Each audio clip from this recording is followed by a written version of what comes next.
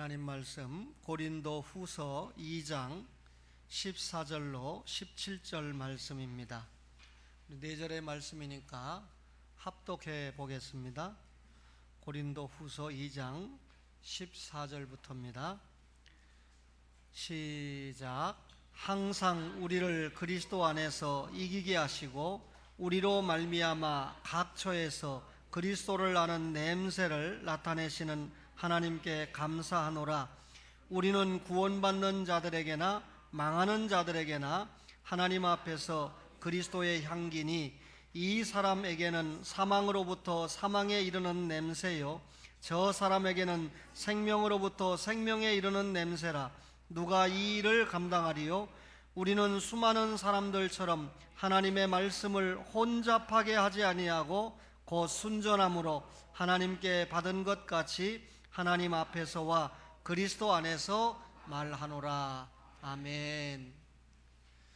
그동안 우리 박미정 집사님이 안장순 할머니 옆에서 예배를 잘 수종을 들었는데 오늘은 맨 뒤로 가셔서 우리 이만승 성도님 옆에서 수종을 좀 들으시면서 예배를 들으시면 좋겠습니다.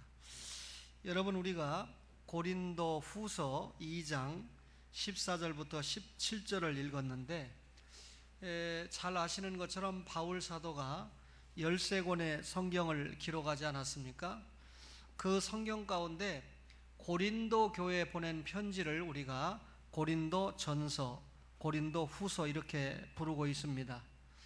이 고린도서는 예수 그리스도의 십자가가 구원의 표징이 된다, 이걸 강조를 했고, 또 인생이 살아가는 데 있어서 신자라 할지라도 여러 가지 도덕적인 문제를 만나지 않습니까?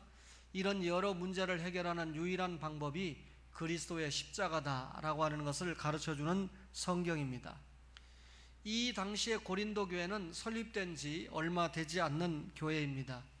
그러다 보니까 아직까지 성숙하지 못하고 여러 가지 문제들이 많았던 교회가 고린도 교회인데, 이런 문제들을 바울이 하나하나 말씀에 입각해서 가르치는 것이 고린도 전서와 후서의 내용인데, 이 바울의 가르침을 보면 기독교 윤리 문제에 대한 근본적인 해답을 우리가 고린도서를 통해서 확인을 할 수가 있습니다.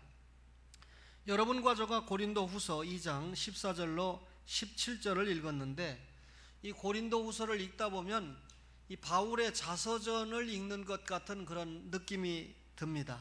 말하자면 바울이 자신이 사도의 사명을 감당하면서 많은 순환을 받았다라고 하는 것을 고린도 후서에 기록을 했을 뿐만 아니라 자신의 사도권을 크게 변호를 합니다. 바울이 그리스도의 사도라고 하는 것이 인정될 때 바울의 입에서 나오는 말씀이 받는 사람들에게 주목이 될 것 아니겠습니까? 그러면서 동시에 거짓 교사들에 대해서 강하게 경고하는 내용이 고린도 후서에 들어 있습니다. 자칭 그리스도의 종이라고 말하지만 그리스도께서 주신 말씀이 아닌 것을 가지고 말하는 가짜 사도, 가짜 선지자들이 있다, 그 말이죠. 오늘 우리가 읽은 본문은 그리스도의 냄새, 그리스도의 향기에 관한 권면을 주고 있는 말씀입니다. 여러분, 성경을 읽어보면 향재료가 많이 나오는데 어떤 경우든지 귀한 물품이고 대단히 고가의 물품에 속하는 것을 알 수가 있습니다. 예수님께서 십자가 지시기 전에 이 향유를 깨뜨려서 예수님께 드린 한 여인이 있었습니다. 이때 예수님의 제자들 가운데 가룟 유다가 옆에서 그 비싼 것을 어떻게 깨서 예수님에게 드렸느냐, 차라리 300데나리온에 팔아서 가난한 사람을 돕는 것이 옳지 않느냐라고 말한 적이 있습니다. 예수님께 드리는 것을 허비했다라고 말하는 가룟 유다였습니다. 계산이 얼마나 빠른지 300데나리온이라고 계산을 했는데, 당시 건강한 노동자의 하루 품삯이 1데나리온이니까 주일을 빼고 1년치에 해당되는 돈이 300데나리온 아닙니까? 그러니까 큰 돈이라는 걸 알 수가 있죠. 향유나 향수가 그렇게 비싼 것이라는 것을 우리가 간접적으로 알 수가 있는데, 오늘날도 고급 향수는 굉장히 비싸지 않습니까? 이 향료가 대단히 귀하고 값진 물건입니다. 특별히 여인들에게 이 향료는 굉장히 소중한 물건으로 취급이 됐고, 사치한 여인들에게는 꼭 필요한 물건으로 치부가 되고 있습니다. 왜 여인들이 이 향수를 그렇게 좋아할까요? 대답은 간단합니다. 이 향수의 냄새가 좋기 때문이죠. 향기가 너무나 좋기 때문에 향수를 좋아하는데, 오늘 바울 사도가 성경 말씀을 통해서 예수 믿는 신자의 삶은 그리스도의 향기를 나타내야 한다, 그렇게 설명하고 있습니다. 오늘 고린도후서 2장 14절에 항상 우리를 그리스도 안에서 이기게 하시고 우리로 말미암아 각처에서 그리스도를 아는 냄새를 나타내시는 하나님께 감사하노라 그랬습니다. 바울은 자기 자신과 크리스찬들이 그리스도의 냄새를 나타내고 있는 것을 설명을 하고 있습니다. 예수 믿는 신자들이 주님의 뜻대로 살고 있다, 그 말이죠. 그런데 그리스도의 냄새를 나타내면서 사는 것을 하나님께 감사하고 있다. 하나님께서 은혜를 주셔서 그리스도의 냄새를 나타내고 있다, 그런 고백이죠. 그런데 이 구절을 자세히 읽어보면 바울 자신과 당시의 크리스찬들이 그리스도의 향기를 바라고 있어서 참 감사한다, 그런 의미도 있지만, 모든 예수 믿는 신자들의 삶의 특징이 그리스도의 냄새를 풍겨야 된다, 그리스도의 향기를 풍겨야 된다라고 하는 것을 강조하고 있습니다. 오늘 15절에 보니까 뭐라고 그랬습니까? 우리는 구원받는 자들에게나 망하는 자들에게나 하나님 앞에서 그리스도의 향기다. 이 말은 예수 믿는 신자가 신자들 앞에서 그리스도의 향기가 돼야 됩니다. 그러나 전혀 예수를 믿지 않는 불신자들에게도 예수 믿는 신자가 그리스도의 향기를 나타내야 된다, 그 말입니다. 예를 들면 설교하는 목사가 신자나 불신자에게 그리스도의 향기를 나타낸다고 할 때, 목사가 특별하거나 대단한 인물이기 때문에 향기를 나타내는 것이 아니라 저를 구원하고 저를 여기까지 인도하고 목사로 혹은 장로로, 집사로, 안수 집사로, 권사로 사명을 감당하게 하시는 주님이 위대하시기 때문에 그 주님의 향기를 발동해야 된다, 그 말이죠. 우리가 믿는 예수님이 만왕의 왕이고 만주의 주시라고 고백하지요. 그분이 여러분과 저를 영원한 지옥 형벌에서 구원하신 구원주라고 고백하지 않습니까? 그분은 하나님이자 하나님의 아들입니다. 우리를 구원하신 구주가 되십니다. 따라서 그 예수를 통해서 구원받아서 우리의 영생 문제가 해결됐기 때문에 우리 삶의 원천이 되시고 우리 기쁨의 원천이 되시는 분이 예수님입니다.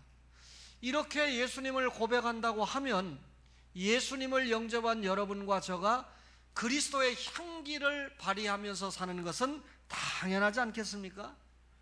그럼에도 여러분, 우리 자신을 한번 살펴볼까요? 지난주에 인륜의 첫 계명이라고 하는 말씀을 받고 한 주일을 살았는데 다른 건 다 잊어버렸다고 칩시다. 정말 한 주간 동안에 받은 말씀대로 부모님께 효도하고 살았나요? 이전보다 좀 부모님을 위해서 뭔가 좀 공경하는 모습, 순종하는 모습을 보이고 살았나요? 반성할 점이 참 많지요. 여러분, 우리를 통해서 그리스도의 향기가 제대로 퍼쳐나가고 있는가? 정말 우리를 통해서 아름답게 그리스도의 향기가 전파되고 있는가? 사실 이렇게 목사가 여러분에게 질문을 던졌을 때 대체적으로 한국교회 성도들이 그리스도의 향기를 잘 나타내지 못하고 있다고 하는 것이 양심적인 대답입니다. 예수 믿는 신자와 교회가 세상을 향해서 대단히 엄청난 영향력을 파급을 시켜야 되는데 세상이 교회를 걱정하고 있어요. 왜 교회가 부자 세습을 하냐? 왜 저 목사님이 엄청난 교회 목사님인데 교회 돈을 제멋대로 써서 구속이 되냐? 예를 들면 이런 문제를 가지고 세상이 교회를 걱정합니다. 오히려 교회가 세상을 걱정해야 되잖아요. 법을 만든다고 국회의원을 뽑았는데, 입법부 300명을 뽑았는데 300명 가운데 100 몇 명이 법을 어겨서 수사를 받고 있다. 그 중에 몇 명이 당선이 취소될지 모르겠습니다만 법을 만들겠다고 하는 사람이 3분의 1이 법을 어기는 사람이다? 제가 생각할 때 별반 소망이 안 보여요. 꿈을 가지고 판사가 돼서 부장판사까지 됐던 사람이 수임료 한 번 재판을 하는데 20억의 성공 사례까지 30억을 받고 또 이것저것 합쳐서 100억을 받아서 어떤 변호사가 평생을 벌어도 못 벌을 돈을 한 번에 벌어버린다? 그런데 그게 법을 어긴 겁니다. 재판을 해가지고 여러분 사람들을 벌 주고 이 사람은 벌이 크니까 죄가 크니까 징역 10년이다 이렇게 판결하는 그런 위치에 있는 사람이 법을 어기고 자신이 판결을 받고 형무소에 가게 되는 기가 막힌 나라에 우리가 살고 있습니다. 여러분, 교회가 이런 일들이 없어지도록 계몽하고 모범을 보이는 그런 모습을 보여야 되는데 그게 그리스도의 향기 아닙니까? 그런데 영향력이 많이 떨어져 있어요. 다시 말하면 예수 믿는 신자의 구별된 삶이 대단히 빈약하다 그 말이죠. 우리 교회 성도님 가운데 용서하세요, 이만성 성도님이나 박광성 성도님은 청춘을 갖다가 인천에 있는 판유리 회사라고 하는 회사를 위해서 바쳤습니다. 그런데 그 회사의 회장님이 최태섭 장로님이었는데 그분이 이 회사에서는 어떻게 크리스찬의 영향력을 행사했는지 글을 통해서 좀 듣고 있습니다만 그 부인이 쓴 글에 뭐라고 회고를 했느냐면 사람들에게 전도를 할 때 자기를 만나는 가족들에게 여러분 뭐 예수님까지 갈 것도 없습니다. 내 남편을 보고 예수님을 믿으십시오. 그렇게 이야기를 했다는 거예요. 여러분, 자기 아내에게 남편이 내 남편을 보고 예수님을 믿으면 된다. 그 말은 뭐 예수님까지 갈 것도 없다. 내 남편을 보면 예수님을 믿는 게 무엇인지, 예수님을 어떻게 믿어야 되는지 답이 있다.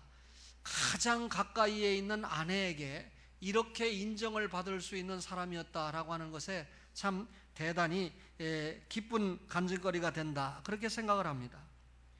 예수 믿는 신자의 삶을 보면서 저 사람을 보니까 저 사람이 어떻게 저렇게 향기를 발할까? 어떻게 저렇게 차원 높은 삶을 살고 있을까? 예수님 때문이다. 그를 붙잡고 있는 예수 때문에 저 사람에게서 저렇게 멋진 냄새가 나고 멋진 향기가 발동되고 있구나.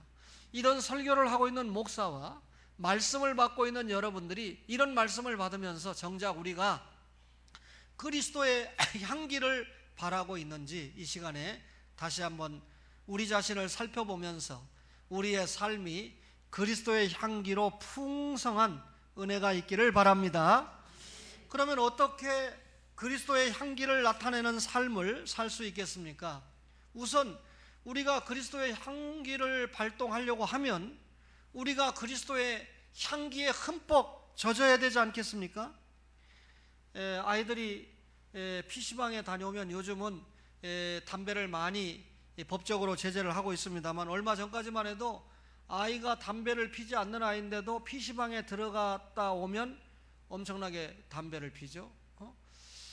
옛날에 사람을 만나기 위해서, 요즘은 다방이 별로 없습니다만 다방에 들어가서 앉아있다 나오면 목사님 담배 피십니까? 라고 오해를 받을 만큼 양복에 담배 냄새가 배는 경우가 있어요. 그렇죠? 제가 가장 싫어하는 사람 가운데 담배 피는 사람 아주 싫어하는데 오해하시지 마세요. 건강에 좋지 않고 그 비싼 담배를 왜 피우시는지 제가 외국어 대학생들에게도 정말 부모에게 공경하는 중요한 방법 가운데 하나가 담배 끊는 것이다. 담배 안 피우는 친구들에게는 담배 피우는 걸 생각조차 안 하는 것이 부모를 공경하는 것이다, 그렇게 제가 이야기를 하고 있습니다만 오해하지 마세요. 또 혹시 이 자리에 담배 피시는 분이 시험 들어가지고 다음 주부터 안 와야 되겠다, 목사님이 담배 피는 사람 가장 싫다고 그러니까 담배 끊으시라는 얘기죠. 건강에도 안 좋고 또 뭐 백해무익하잖아요. 여러분, 그리스도의 옛날에 그 집에 들어가면 집에서 기름을 짰기 때문에 그 기름을 짰던 자루가 있으면 얼마나 오랫동안 들기름 냄새 집안에 온통 배는지 모릅니다. 예수 믿는 신자가 이렇게 냄새, 그리스도의 냄새에 절여 있어야 된다, 그 말이죠. 여러분, 그리스도의 향기를 바라는 예수 믿는 성도가 적다. 그것은 예수님에게 흠뻑 젖어서 살지 않기 때문이죠. 말씀에 흠뻑 젖어 살지 않고 교회는 가는데 예수 믿는다고 신자라고 말은 하는데 흉내만 내고 있지, 그 안과 밖이 예수 그리스도의 향기로 흠뻑 젖어 있지 않으니까 내놓을 향기가 없죠. 내가 안팎으로 예수님의 향기로 가득 차 있어야 우리가 점유하고 있는 시간과 공간 속에서 만나는 사람들에게 예수님의 향기를 마음껏 풍길 수 있지 않겠습니까? 따라서 우리가 이렇게 예수님의 향기를 발동하려고 하면 우리의 사고방식 자체도, 우리의 생활방식 자체도 예수님으로 흠뻑 젖어 있어야 된다, 그 말입니다. 어떻게 그리스도로 흠뻑 젖을 수 있습니까? 말씀을 들을 때 말씀을 혼잡하게 하지 말아야 됩니다. 오늘 고린도후서 2장 17절에 보니까 우리는 수많은 사람들처럼 하나님의 말씀을 혼잡하게 하지 아니하고, 그렇게 기록을 했습니다. 여기 혼잡하게 한다 이 말은요, 장사하는 사람들이 그 당시에 여인숙 주인이나 또 소매 상인들이나 행상인들에게서 파생한 단어가 혼잡하게 한다라고 하는 말인데, 무슨 말이냐면 장사하는 사람들이 많은 이득을 남기기 위해서 비싼 가격에 품질이 별로 좋지도 않은 것을 파는 것을 혼잡하게 한다, 그렇게 말을 했습니다. 말씀을 혼잡하게 한다, 이 말이 무슨 말입니까? 말씀을 혼잡하게 한다는 말은 자기 자신에게 유리하게 말씀을 받아들이고 해석해서 말씀의 고귀한 가치를 떨어뜨리는 것을 혼잡하게 한다, 이렇게 해석합니다. 말하자면 하나님의 말씀을 받으면서 내 기분에 맞으면 아멘, 하나님의 말씀을 받으면서 내 기분에 맞지 않으면, 혹시 양심에 찔리는 설교가 되면 아멘이 아니고 거부하는 겁니다. 우리 목사님은 왜 맨날 저렇게 나를 치는 설교를 하냐? 그러면서 말씀에 전혀 은혜를 받지 못하는 경우죠. 이런 경우를 말씀을 혼잡하게 한다. 목사의 입장에서 하나님의 말씀이 분명히 이렇게 기록되어 있는데 기록된 말씀을 그대로 전해서 성도들에게 회개하고 성장할 수 있는 기회를 줘야 되는데, 이 설교를 하면 우리 장로님이 시험 들겠지, 저 설교를 하면 저 성도가 그만 시험 들겠지, 그래서 이 말씀 빼고 저 말씀 빼면 전할 말씀은 복 받으세요. 예수 믿으면 부자가 됩니다. 예수 믿으면 건강해질 수밖에 없지요. 이렇게 설교하는 거죠. 여러분, 그런 설교는요, 불교의 절에 가도 얼마든지 들을 수 있고, 다른 종교 천리교회 가도 얼마든지 그런 말은 똑같이 들을 수 있습니다. 여러분, 도덕적인 설교 전에 구속적인 설교가 먼저죠. 하나님의 말씀이 먼저 해석이 되고 그 말씀 속에서 적용이 될 때 주님의 말씀에 충성하고 순종하면 복을 받는다, 그 말이잖아요. 여러분, 말씀을 혼잡하게 하지 않는 것이 그리스도로 흠뻑 젖는 겁니다. 하나님의 말씀을 순전하게 하나님께 받는 것 같이 받아야 됩니다. 고린도후서 2장 17절에 보니까 순전함으로 하나님께 받은 것 같이, 소극적으로는 무슨 말이냐면 하나님의 말씀을 혼잡하게 해서는 안 된다, 이런 말씀이지만 적극적으로는 하나님의 말씀을 받을 때 하나님의 말씀으로 받아야 된다는 거죠. 여러분이 목사를 신뢰하는 게 뭡니까? 목사가 똑똑하고 공부를 많이 하고 말을 잘해서 신뢰합니까? 아니죠. 하나님의 말씀을 여러분에게 바르게 전해주니까 신뢰하는 거 아닙니까? 그렇다면 목사의 말로 받지 않고 하나님의 말씀으로 받아야 된다는 거죠. 바꿔서 말하면 저는 사람의 말을 전하는 것은 죄가 되는 것이고, 하나님이 본래 이 말씀을 기록할 때의 뜻을 찾아서 여러분에게 바로 전하는 것이 말씀을 하나님의 말씀으로 받는 자세가 되겠죠.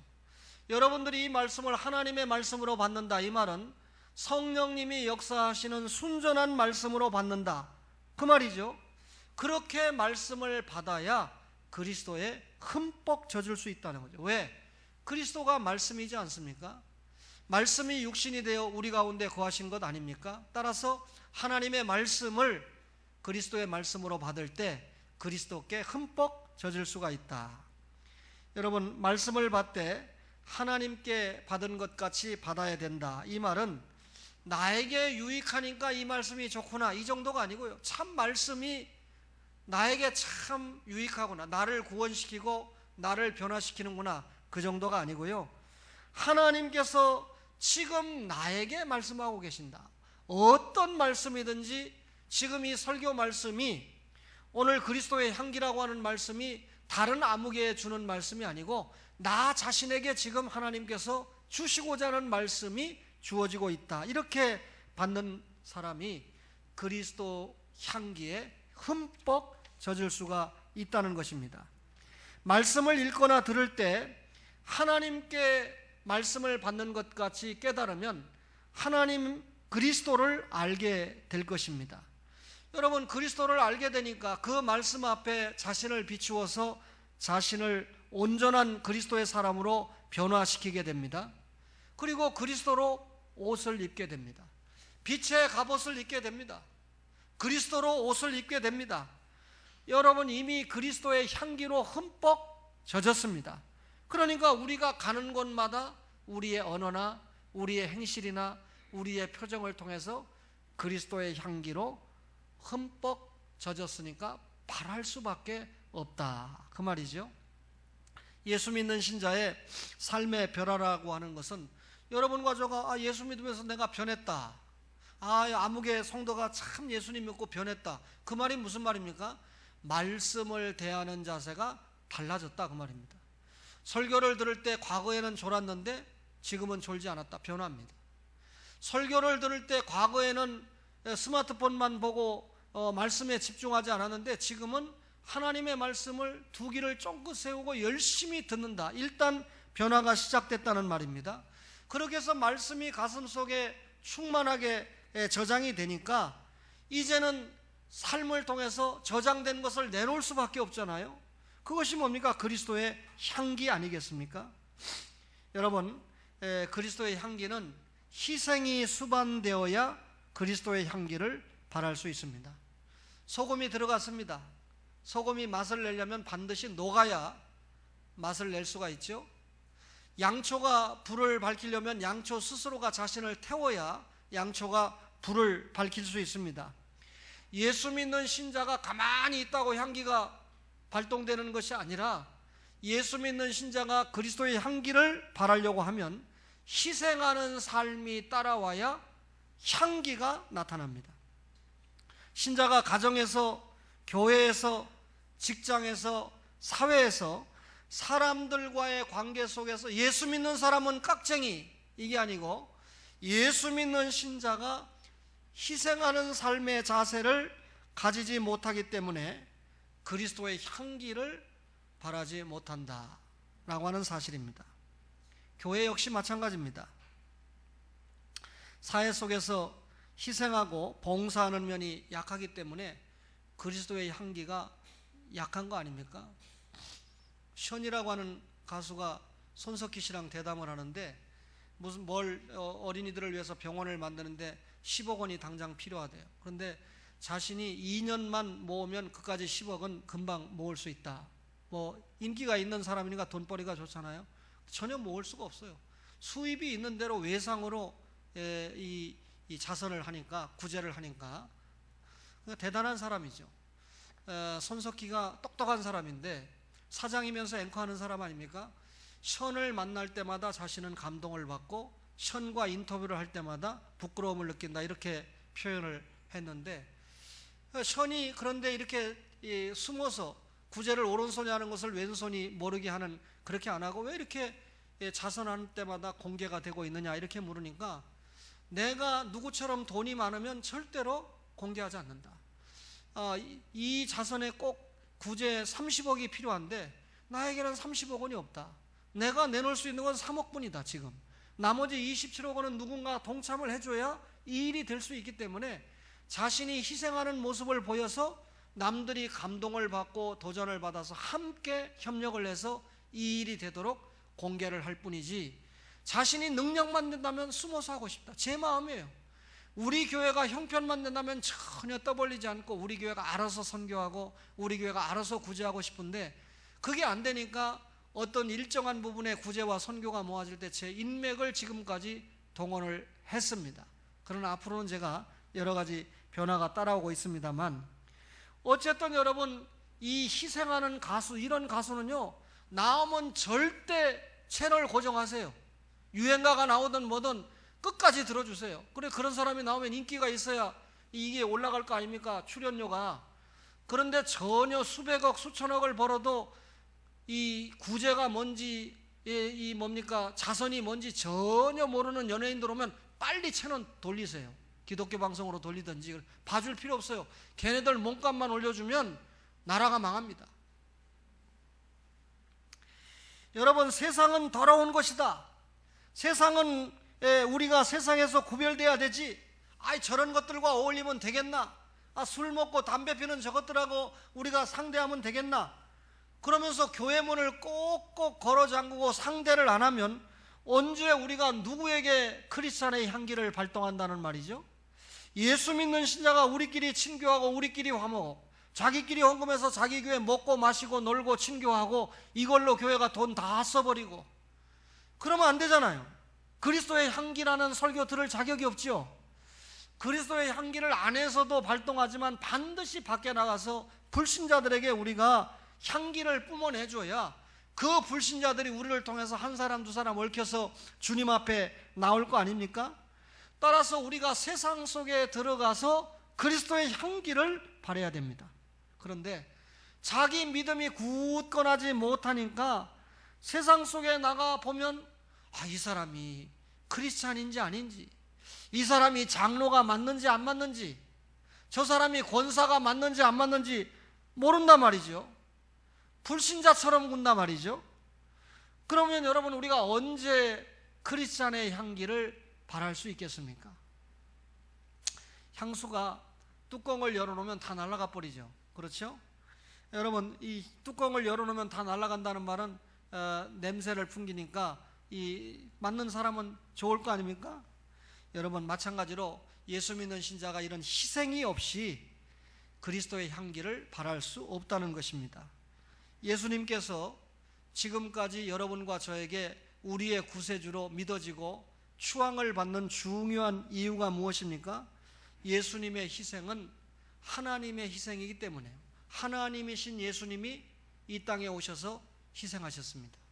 예수님의 희생은 인류를 위한 희생이었기 때문에 그렇습니다. 누구든지 믿는 누구에게나 구원을 허락하시는, 영원한 생명을 허락하시는 예수님의 희생입니다.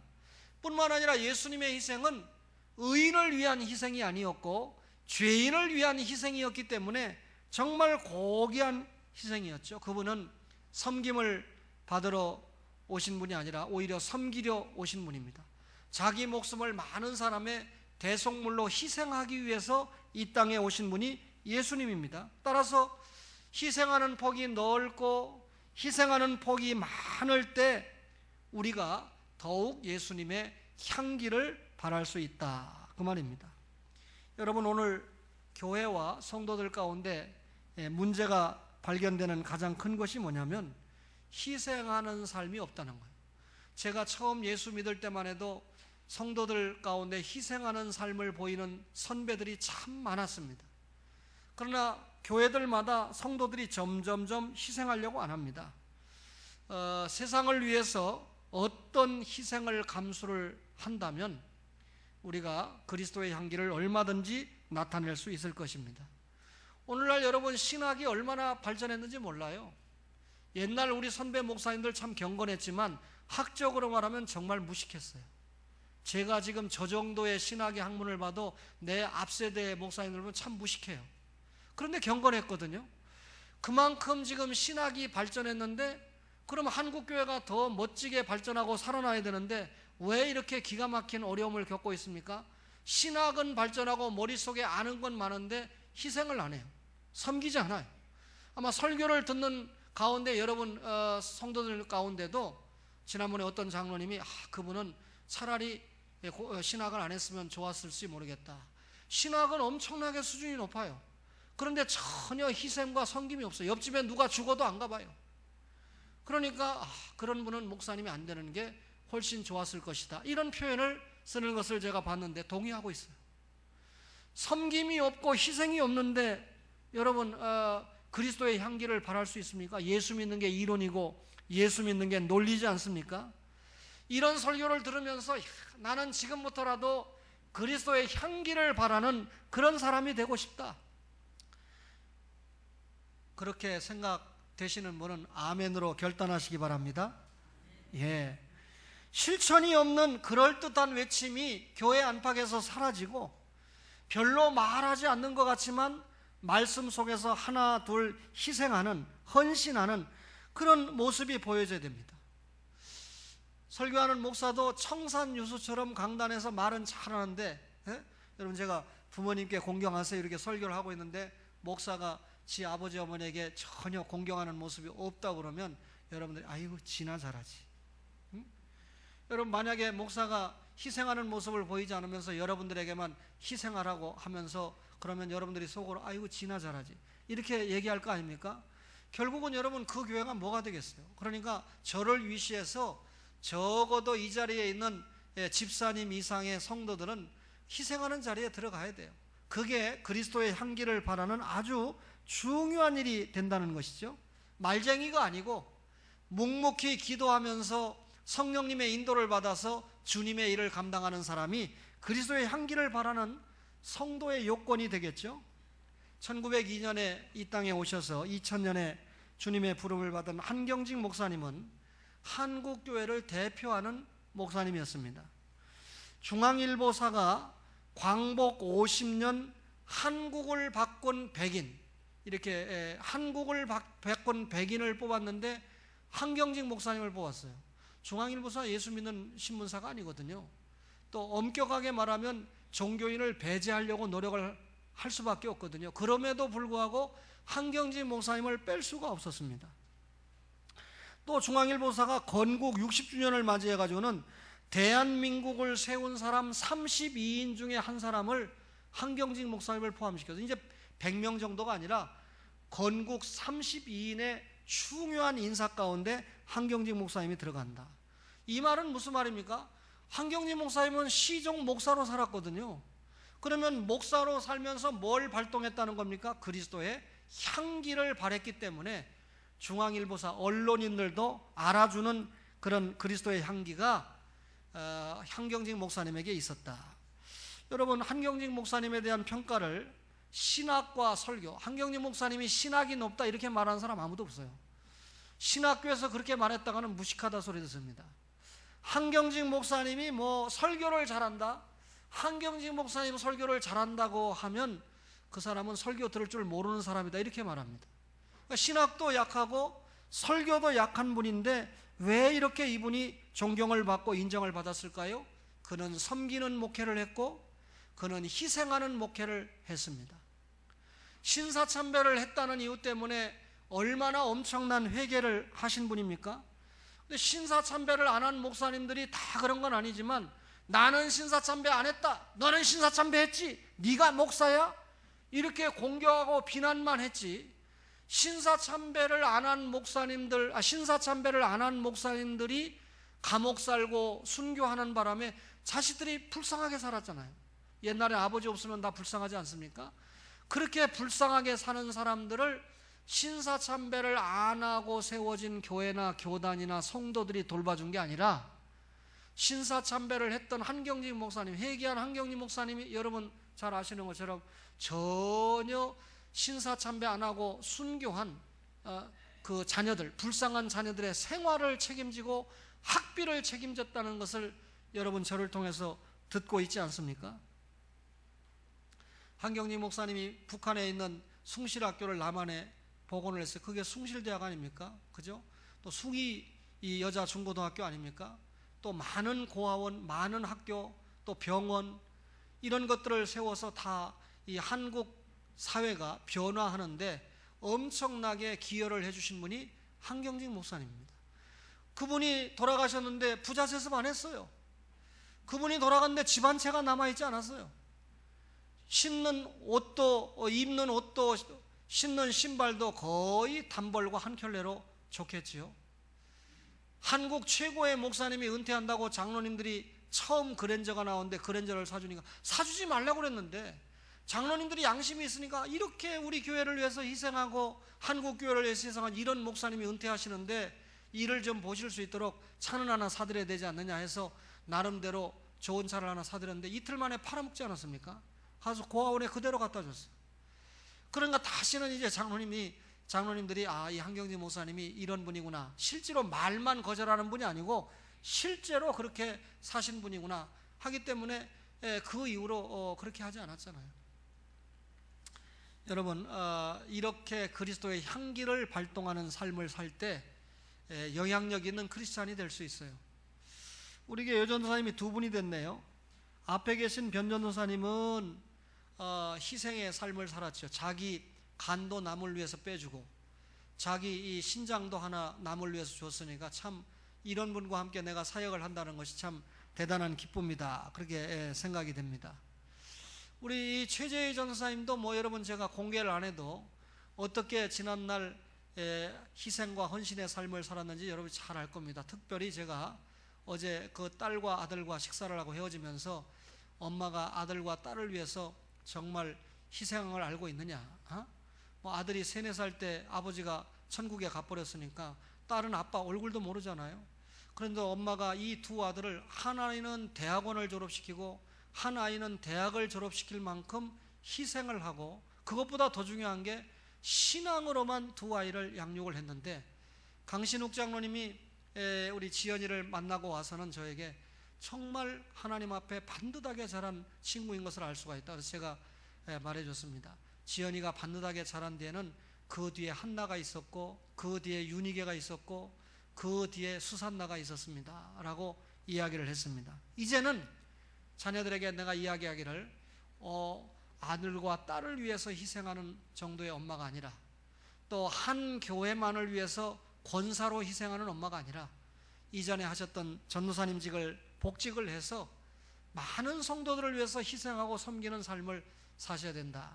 그러니까 엄마가 은퇴하실 때까지 찾지를 말아라. 제가 그렇게 이야기를 했더니 아멘 하고 내려갔습니다. 여러분 다 증인입니다.